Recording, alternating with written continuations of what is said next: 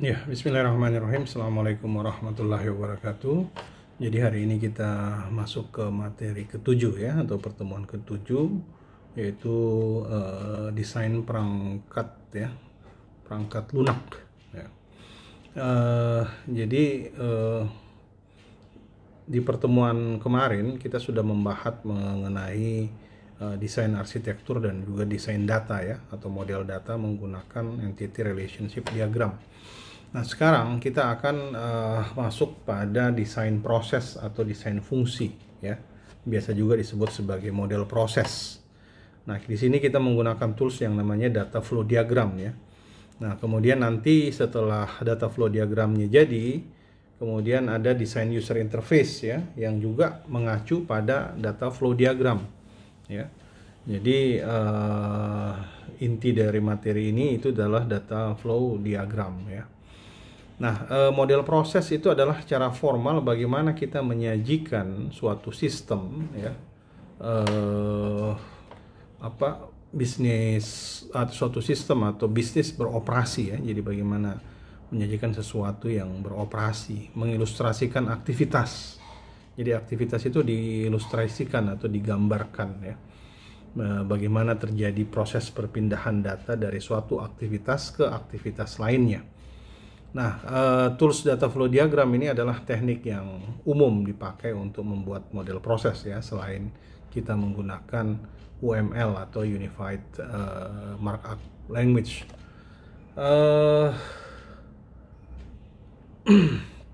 Di sini kita pertama melihat data flow diagram ya. Jadi kalau di data flow diagram itu sedikit berbeda dengan ERD ya. Jadi suatu entitas di ERD itu bisa menjadi entitas juga di data flow diagram, tapi dia juga menjadi data storage ya, data penyimpanan, karena ERD itu ya kita akan bermain dengan desain data ya. Jadi kalau di dalam data flow diagram simbol D1 dan D2 itu adalah data storage ya, sedangkan simbol segi 4 ini yang pasien ini adalah entitas juga namanya. Nah, sedangkan yang terpenting dari data flow diagram itu adalah proses ya, yang punya nomor 11, 12, 13. Ini adalah proses ya, dimana proses itu biasanya menggunakan kata kerja ya di dalamnya. Nah, kalau kita mau melihat dari gambar ini ya, jadi selain tadi proses yang pakai nomor ini, ada data store ya, yang D1 ini pasien. Ada lagi yang panah ya, kalau di ERD namanya relationship, kalau di sini data flow ya, bagaimana data itu mengalir ya dari satu proses ke proses yang lain. Jadi kita di sini bisa memulai dari pasien ya, dari pasien. Di sini pasien, kita menuju ke info pasien. Ya, kemudian jadi pasien memberikan namanya dan alamatnya ya. Di sini get patient name dan address ya. Jadi ada proses pendaftaran. Kemudian si front office-nya dia cek pasiennya apakah pasien lama atau pasien baru. Cek statusnya. Kalau dia baru ya baru didaftar. Kalau dia pasien lama ya tinggal dikonfirmasi nomornya saja. Ya, diverifikasi ya. Nah, kemudian pasien juga bisa mengajukan appointment type. Appointment type itu terkait pakai dokter siapa ya misalnya. Dia bisa menggunakan appointment type. Nah, nanti dari appointment type itu dia akan dapat scheduling atau penjadwalan ya.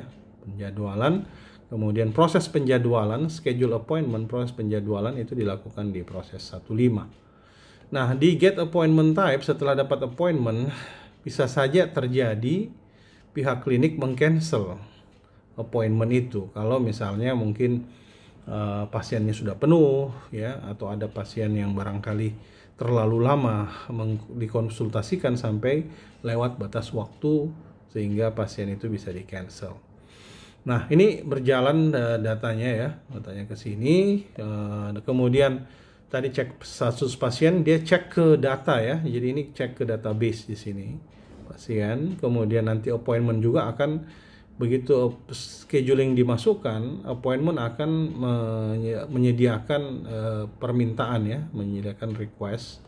Jadi appointment dia ada request, kemudian nanti kalau sudah tersedia appointment atau jadwalnya akan diberikan ke proses lagi. Kemudian proses nanti akan mengatur jadwal kembali dan muncullah jadwal yang baru ya. Jadi ada permintaan jadwal, kemudian setelah diminta dia database appointment akan memberikan data yang jadwal yang kosong. Setelah itu dari proses schedule appointment akan membuat jadwal di jadwal yang kosong itu, kemudian nanti akan memberikan jadwal baru ya. Itu semua disimpan di dalam data storage appointment ini ya. Nah, itu gambaran kecil dari sebagian kecil. Jadi ini sebagian kecil dari data flow diagram. Jadi sebentar kita lihat bagaimana yang sebagian besarnya lagi. Oke, kita lihat dulu elemen-elemen DFD. Yang pertama proses ya, yang titik 1.1, 1.2, 1.3 itu adalah proses ya, atau suatu aktivitas atau fungsi yang dilakukan untuk alasan khusus sesuai dengan kebutuhan ya. Kemudian proses itu bisa juga manual, bisa juga terkomputerisasi ya. Kemudian yang kedua, panah-panah itu menunjukkan data flow ya, sebagian kecil data atau koleksi logical data. Dia selalu diawali dan diakhiri pada proses ya. Ini karakteristik dari data flow itu, dia berawal atau berakhir di proses ya. Jadi kan ada juga di storage ya. Tapi kalau dia dari storage, dia bisa dari storage ke proses atau dari proses ke storage ya. Seperti itu. Kemudian elemen ketiga data store ya tadi ya, koleksi data yang disimpan dalam beberapa cara. Data yang mengalir keluar itu diperoleh dari data store. Data juga yang mengalir masuk, mengupdate data yang di dalam data store, itu mengalir masuk ke dalam data store. Kemudian ya external entity ya, tadi pasien ya. Jadi entitas yang ada di ERD kemarin itu bisa juga menjadi entitas di sini, tapi di DFD juga entitas itu bisa juga berubah menjadi data store ya, bisa juga berubah menjadi data store. Nah, ini adalah simbolisasi ya. Kita perhatikan saja yang elemen data flow diagram ya. Kemudian simbol yang kita pakai itu simbolnya Jane and Sarson simbol ya, Jane and Sarson yang kita pakai. Jadi yang tipikal komputer dengan mode Markov nggak usah kita pakai, walaupun mungkin nanti bisa mendapatkan itu ya. Bisa saja di tengah jalan atau melihat buku lain dia menggunakan model de Markov-Jordan ya. Nah, karakteristik dari elemen data flow ini ya, karakteristiknya yang pertama setiap proses. Jadi kita bicara mengenai proses dulu ya di sini. Setiap proses memiliki number. Jadi tadi ada number 0, ada nomor 1, 2, 3, ada nomor 11, nomor 12, 3 dan seterusnya. Nah, kemudian proses itu menggunakan kata kerja, verb fase ya. Jadi verb frase ya. Jadi verb dia pakai kata kerja. Kemudian di mana kata kerja itu menunjukkan suatu deskripsi ya. Satu atau lebih output data flow ya. Jadi dia bisa mengalir data flow itu bisa satu keluar dari proses, bisa juga lebih dari satu keluar dari proses. Begitu juga yang masuk ke dalam proses, bisa satu, bisa juga lebih dari satu yang masuk di dalam proses ya. Ya biasanya satu atau lebih input data flow ya. Jadi outputnya bisa satu atau lebih, outputnya bisa satu atau lebih ya. Itu terkait dengan proses. Nah, kemudian data flow sendiri ya, itu memiliki juga nama, kemudian namanya itu adalah kata kerja ya. Karena data flow ini kita mau mengalirkan data ya. Kemudian dia juga memiliki deskripsi, satu atau lebih connection ke suatu proses ya. Jadi setiap data flow itu bisa lebih satu atau lebih koneksi ke suatu proses. Ya simbolnya ya ini ya, simbolnya name ini ya simbolnya. Beda tadi proses ada simbolnya itu pakai tempat nomor di atasnya ya. Nah, sedangkan yang ketiga data store ini ya dia juga ada nomornya, tapi biasanya nomornya karena dia data store diawali dengan D ya, nomornya D1, kemudian nama dari data store itu. Nah, setiap data store ini memiliki nomor juga ya, tapi dia biasanya diawali D1, D2, D3 ya. Terbit ada juga yang DB1, DB2 ya, tergantung kesepakatan dari pihak yang membuat. Ya, kemudian nama database-nya atau data store-nya itu berupa kata benda ya, memiliki juga deskripsi. Dia juga bisa satu atau lebih input data flow dan juga satu atau lebih output data flow. Jadi bisa mengalir, panah-panah itu bisa mengalir lebih dari satu di setiap data store. Nah, eksternal yang keempat ini external entity ya, dia juga merupakan kata benda ya, memiliki deskripsi ya. Cuma tidak seperti yang kita pelajari kemarin, dia punya entitas itu lebih banyak penjelasannya ya. Kalau di sini dia itu cuma benda, orang atau sesuatu, perusahaan ya, seperti itu bisa menjadi suatu entitas. Nah, DFD ini ingin menyederhanakan suatu proses bisnis ya, tujuannya itu. Bagaimana cara menyederhanakan? Melakukan dekomposisi, memecah-mecah ya. Dekomposisi mecah adalah menyajikan sistem dalam diagram hierarki. Jadi nanti diagram itu hierarki. Nanti kalian perhatikan nomor dari proses ya. Jadi ada child diagram menunjukkan sebagian dari parent diagram. Jadi ada parent diagram di atas, child diagram di bawah.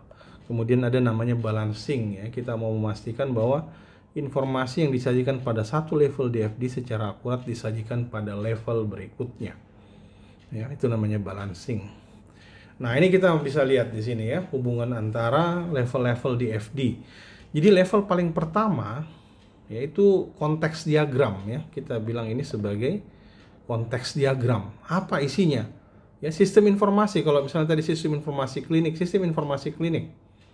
Ya, itu saja satu dan nomornya 0 ya. Yang nomor 0 ini namanya konteks diagram.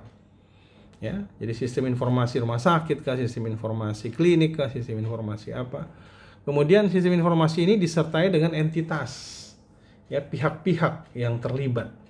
Ya, pihak-pihak yang terlibat, entitas yang bisa kelihatan secara fisik ya, entitasnya. Jadi orangnya, dokternya, pasiennya, perusahaannya ya, dan sebagainya. Nah, konteks diagram itu cuma satu prosesnya ya. Jadi proses utamanya itu cuma satu. Namanya sama dengan nama dari aplikasi yang dibuat ya, misalnya sistem informasi rumah sakit atau sistem informasi klinik. Ya, cuma itu namanya ya. Kemudian ada entitas pasien, ada entitas dokter, ya, ada entitas perusahaan asuransi ya, dan sebagainya. Nah, itu kita lihat nomor 0 itu konteks diagram. Kemudian 1 2 3 ada nomor berikutnya, itu adalah diagram level 0. Ya. Diagram level 0, nomor ada proses T, proses U dan proses V. Ya. Kemudian ingat, baru di diagram level 0 itu data store itu muncul. Di dalam konteks diagram data store itu belum dimunculkan. Ya. Belum dimunculkan. Nah, ini diturunkan ya dari sistem informasi yang 0 ini dipecah menjadi proses T, proses U dan proses V ya. Jadi 0 ini yang berubah ini ya. 0 ini yang berubah menjadi 3 ini ya, dipecah menjadi ini. Jadi menjadi 3 proses. Nah, setelah itu kita masuk ke level 1 ya, dari level 0 ke level 1. Nah, level 1 DFD-nya ini untuk proses kedua. Kita lihat proses kedua, proses U di sini ya. Jadi kita cuma ambil satu sampel ya, proses U. Nah, proses U ini dipecah lagi. Jadi proses U ini terpecah lagi menjadi proses D, proses E dan proses F. Proses U ini pecah ya menjadi proses D, E, F ya. Nah, namanya proses 21, proses 22 dan proses 23.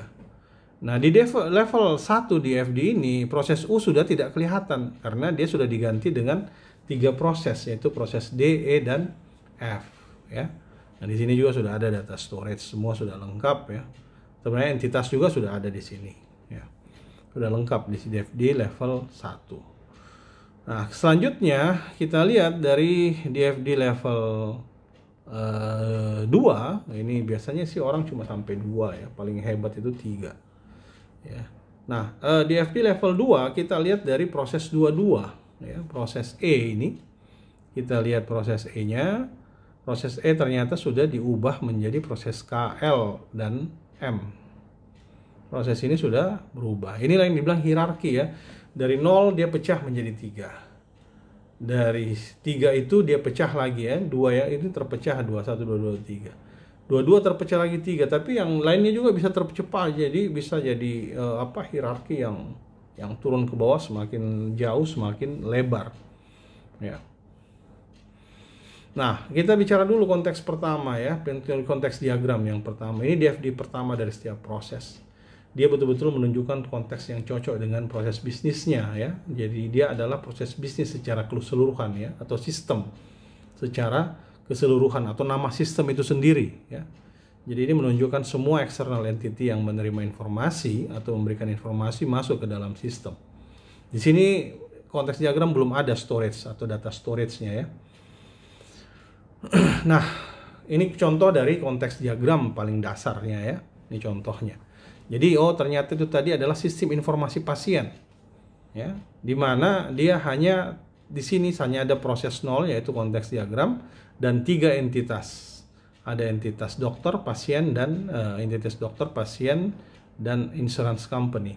Kemudian sudah ada juga data flow ya, pasien memberikan informasi ya, pasien bisa mengubah informasi, pasien, sistem informasi pasien memberikan potential appointment yang bisa dibikin sebagai appointment. Pasien akan memilih appointment-nya itu ya. Pasien juga bisa melihat existing appointment yang sudah ada. Kemudian nanti sistem informasi pasien akan menagih ke pasien, kemudian pasien akan melakukan pembayaran ya. Kemudian pasien juga, sistem pasien juga itu bisa memberikan informasi pembayaran ke perusahaan asuransinya, dan kemudian bisa melakukan pembayaran, asuransi ini bisa melakukan pembayaran untuk pasien. Nah, ini contoh konteks diagram.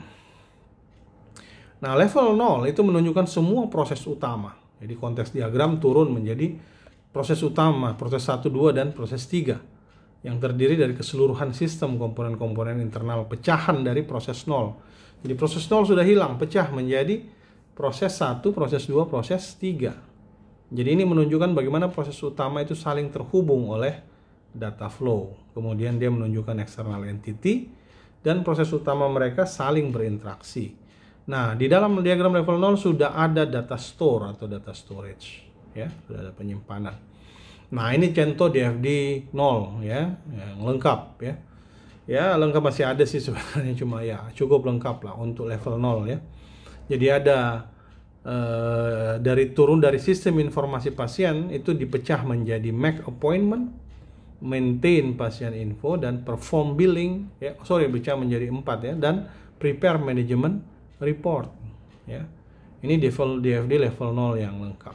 Nah, kalau ini kita mau turunkan, yang kita harus perhatikan itu adalah prosesnya ya, proses-prosesnya ya. Itu semua sih sebenarnya kita harus perhatikan, cuma yang nanti akan diturunkan itu diturunkan dari proses ya, tapi hubungan-hubungannya data ini semua masih terkait dengan proses ya. External entity-nya terkait dengan proses, data storage-nya atau data store-nya terkait dengan proses ya, entitasnya juga terkait dengan proses ya. Jadi kita bisa lihat dari sistem informasi pasien itu menjadi 4. Pertama itu proses membuat appointment. Yang kedua proses maintain atau mengelola informasi pasien. Yang ketiga itu melakukan tagihan. Dan yang keempat itu prepare management report, mempersiapkan laporan manajemen. Nah, kemudian ada entitas insurance company, dokter, dan pasien ya, pasien. Kemudian di sini juga ada data storage, ada di 1 database pasien, ada di 2 database appointment, dan ada di 3 database tagihan atau billing.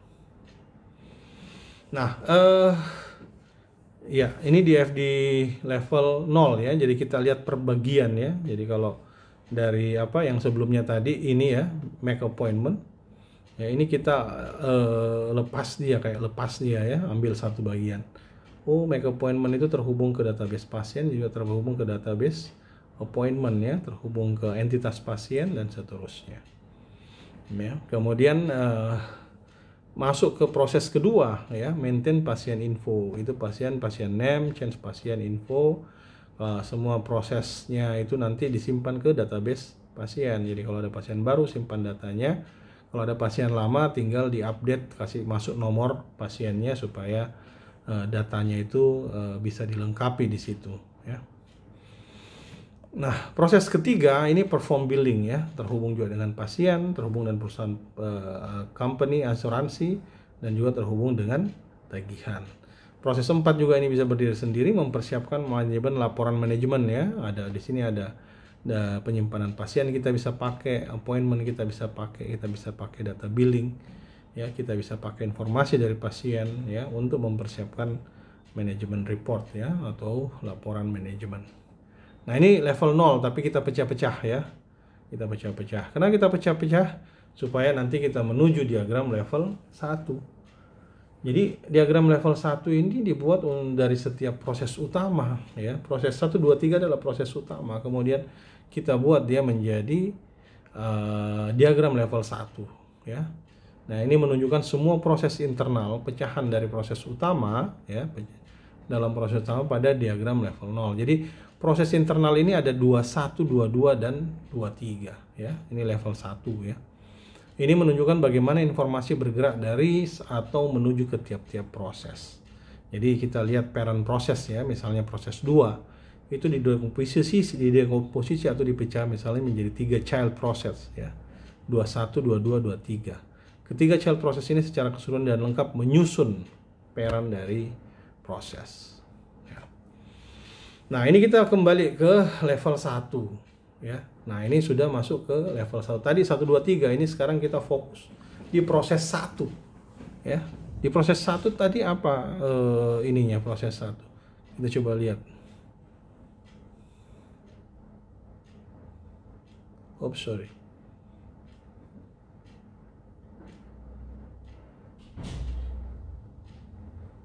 Kita lihat di proses 1 make appointment ya. Ini dari make appointment proses 1 itu diturunkan lagi. Jadi make appointment itu diturunkan lagi di sini. Lengkapnya. Ya, ini turunannya ini level 1 ini. Diturunkan make appointment jadi apa? Mulai dari proses get pasien name dan address, cek pasien status, get appointment type, schedule appointment, cancel appointment. Ini dari make appointment tadi menjadi 5 proses. Ya, kemudian nanti dimunculkan tetap data storage-nya D1, D2 dan juga dimunculkan entitasnya. Ya, di dalam sini kemudian hubungkan dia dengan data flow masing-masing. Ya. Nah, ini contoh DFD level 1 dari make appointment proses 1 dipecah menjadi yang seperti ini. Nah, diagram level 2 itu semua proses terdiri dari proses tunggal ya, proses 221, 222 ke ya, pecahan dari proses 2 ya, proses 22 yang ada diagram level 1. Jadi ini menunjukkan bagaimana informasi itu berpindah dari tiap-tiap proses. Nah, diagram level 2 mungkin tidak diperlukan untuk semua proses pada level 1. Bahkan ada beberapa yang hanya sampai level 1 DFD saja. Ya. Atau sampai level 2 DFD. Paling hebat 3 lah. Ya. Tapi itu sudah jarang. Biasanya mereka cuma sampai level 2 saja. Nah, penomoran setiap proses yang benar ini akan membantu memahami di mana proses yang cocok di dalam sistem secara keseluruhan. Ya. Nah, itu tadi bagaimana data flow dibuat ya, bagaimana data flow dibuat. Nah, sekarang kita masuk ke desain user interface ya. Jadi user interface itu mendefinisikan bagaimana sistem akan berinteraksi dengan entitas luarnya. Nah, kemudian ada namanya interface system, ini mendefinisikan bagaimana sistem itu saling bertukar informasi dengan sistem yang lain. Kemudian ada graphical user interface, adalah tipe user interface yang paling umum dan banyak digunakan oleh programmer. Materi ini dibuat kita belum tren dengan UX ya, user experience. Tapi sekarang ini ya kita mau tidak mau untuk desain user interface kita juga ikut mendesain user experience ya. Karena itu sudah jadi satu paket mereka. desain user interface dan desain experience.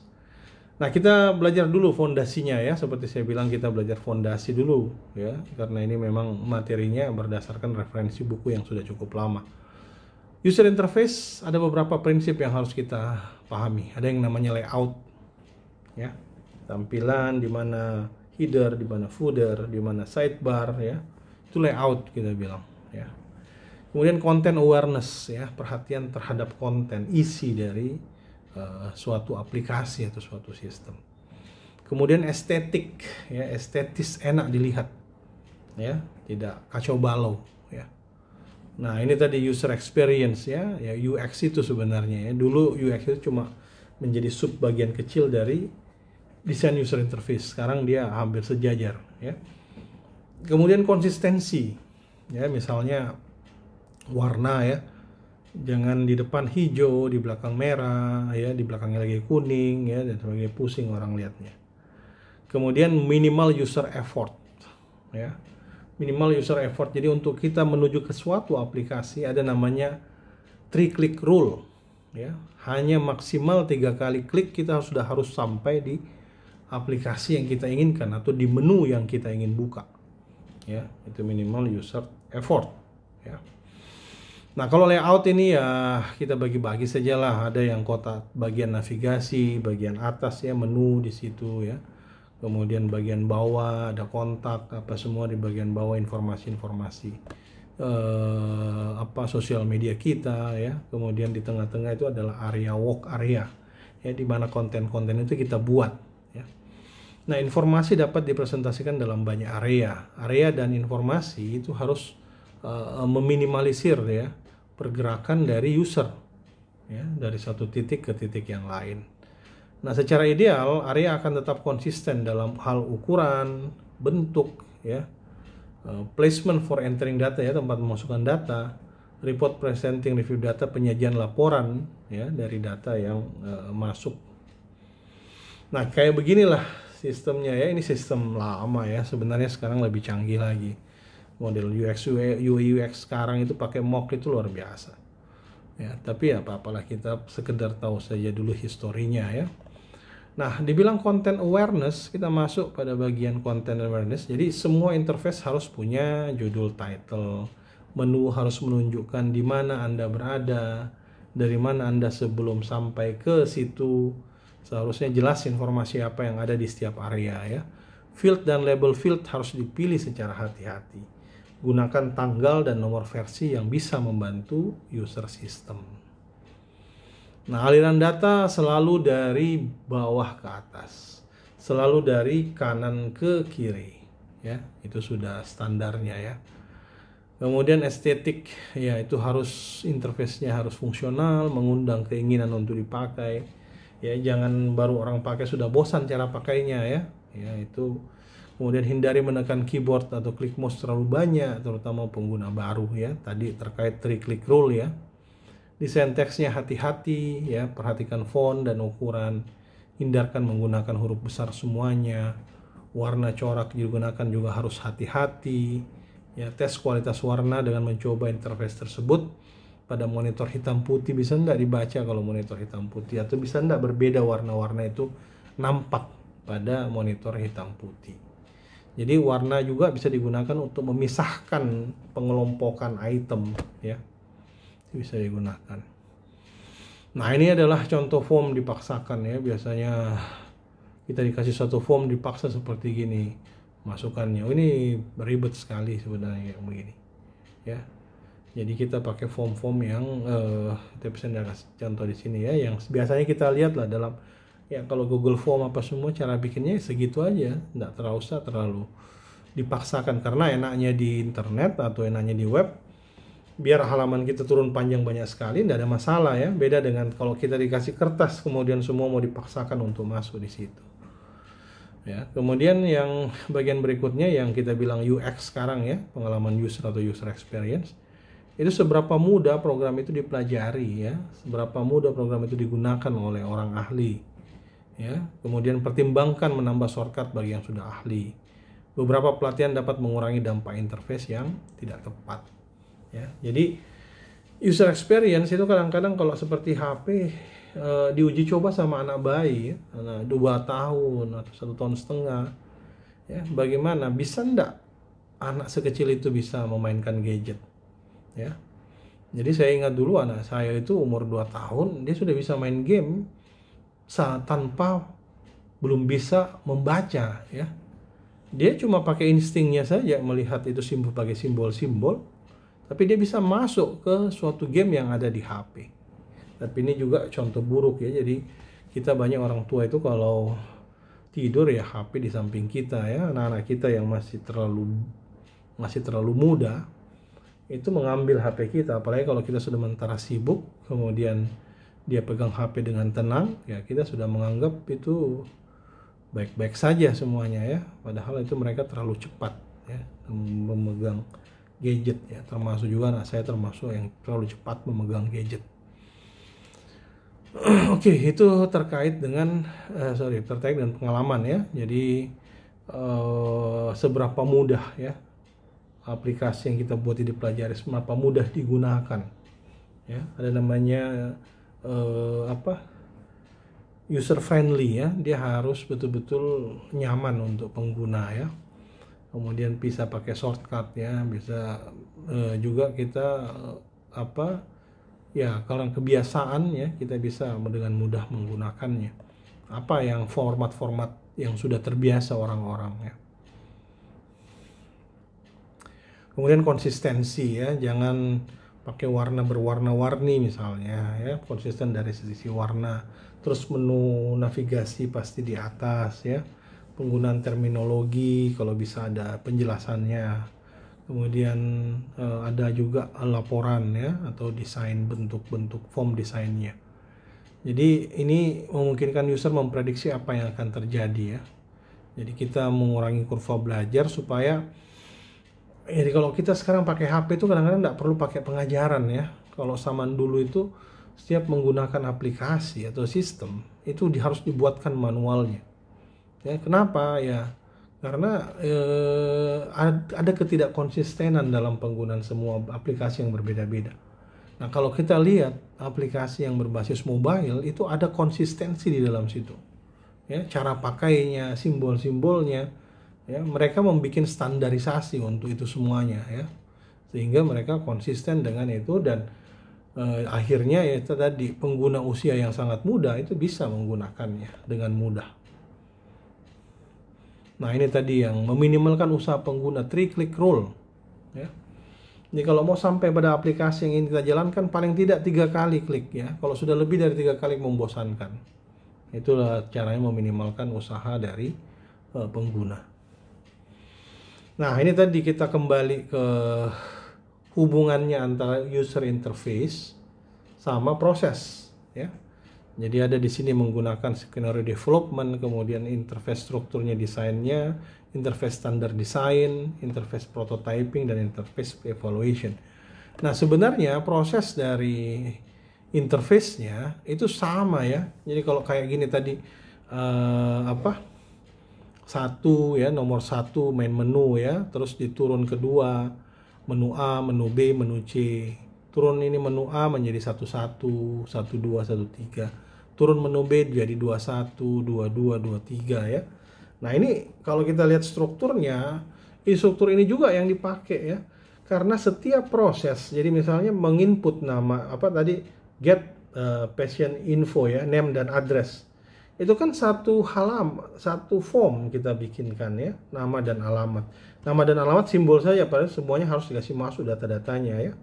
Data-datanya semua harus dikasih masuk. Nah, satu form itu sudah mewakili satu proses yang tadi get name and address, itu satu proses, itu mewakili satu interface, satu tampilan, ya, sehingga muncullah grafis seperti ini. Di main menu proses utamanya di konteks diagram 0. Kemudian dipecah menjadi 1, 2, dan 3. Jadi di sini ada main appointment, kemudian di sini nomor 2 ada apa. Ini semua satu proses, satu interface. Ya, jadi gampang sekali kita membuat interface kalau kita sudah punya desain proses, ya, karena setiap proses itu bisa dibikinkan satu user interface. Nah, ini desain standar interface ya. Jadi ada elemen dasar yang yang umum melalui individual, ada screen, form, report ya. Kemudian interface metaphor desktop, checkbox, shopping chart, ada interface object, interface action, interface icon, ada template ya dan sebagainya. Nah, ini kalau kita mau lihat menu ya, kita biasanya pakai menu, ada namanya menu bar ya. Kalian lihat saya penjelasannya di sini ya. Menu utama dalam sistemnya menu bar. Ada juga drop down menu, dia di level kedua ya. Ya, biasanya level kedua dari menu bar ya. Kemudian ada hyperlink menu yang tinggal diklik ya, yang sudah berwarna biru biasanya. Ya, ada juga yang embedded hyperlink ya, dia kayak ditempel saja di situ, dia menjadi yang jelas dia akan berpindah ke tujuan yang lain yang berbeda. Kemudian ada pop-up menu ya, jadi ini pop-up yang begitu biasa tiba-tiba langsung muncul ya, pop-up gitu, dia muncul. Jadi ini semacam shortcut untuk memerintahkan user experience ya. Kemudian ada menu tab ya, ada kalau kita pakai Chrome ya, itu ada menu tab di sampingnya, kita tambah tabnya bisa kita tambahkan di situ. Nah, ada juga yang namanya button ya, ada tombol-tombol ya, kita namakan toolbar ya. Jadi dia semacam shortcut tapi dia dalam bentuk icon ya. Kemudian ada image map ya, ini graphical image ya. Jadi dia hanya menambahkan meaning to the menu ya, menambahkan arti dari menu ya. Nah, ini contoh-contohnya kalian bisa baca yang di bagian paling samping kanan ya. Nah, kemudian pesan ada juga, sudah dari tipe-tipe menu, kemudian tipe-tipe message atau pesan ya. Ada error message ya, kalau ada yang error muncul. Ada confirmation message, kalau kita mau hapus sesuatu dikonfirmasi dulu ya. Ada juga acknowledgement message ya, inform the user that system has accomplished ya, untuk memberitahu ya, menginformasikan kepada user bahwa sistemnya telah selesai. Jadi apa yang what if was asked to do, apa yang kita harus pertanyakan lagi. Ada juga delay message ya, kalau komputer kita aktivitasnya terlalu lama ya, ada delay message, mohon maaf session Anda sudah habis ya, itu masuk dalam delay message. Kemudian ada juga help message, ini menyediakan informasi-informasi tambahan ya kepada sistem atau komponen. Nah, ini tipe-tipe form ya, input ya. Kalau kalian belajar HTML ini biasanya yang pertama-tama yang diajari ya, kalau kalian belajar HTML. Oke, kemudian tipe report ya, ada juga namanya report ya. Jadi detail report ini saat user perlu informasi keseluruhan. Ada juga summary report yang perlu garis besar dari informasi itu ya. Kemudian ada turnaround document ya, saat user itu perlu mengembalikan suatu output kepada prosesnya ya. Kemudian ada report dalam bentuk graf ya, ini akan memudahkan user ya untuk memahami data atau informasinya. Oke, saya kira demikian ya pertemuan kita hari ini. Terima kasih. Wassalamualaikum warahmatullahi wabarakatuh.